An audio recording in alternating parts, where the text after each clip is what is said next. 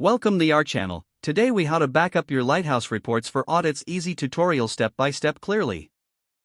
Open your web browser and navigate to the Google Lighthouse website. Launch the Lighthouse tool by selecting the appropriate option through your browser's developer tools. Run a new Lighthouse audit on your desired page by clicking on the Generate Report button. Once the audit is complete, review the performance, accessibility, and SEO scores.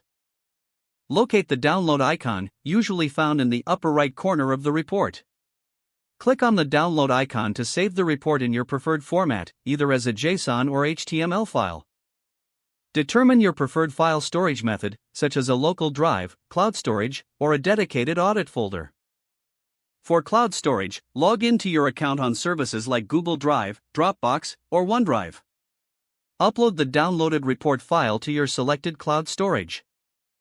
Ensure the upload is complete and verify the file integrity by opening it from cloud storage.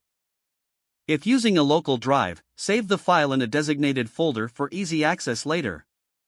For added security, consider creating a backup of the folder containing your Lighthouse reports. You may also consider setting a reminder to perform regular backups of your reports. This ensures all critical audit data is preserved for future reference or compliance checks. Once completed, exit the Lighthouse tool or close your web browser as needed. Your Lighthouse reports are now backed up and ready for any upcoming audits. If the page does not load, refresh the browser or try again in a private or incognito window.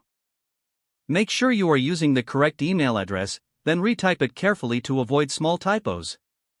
If your password is not accepted, use the reset option and create a new strong password you can remember.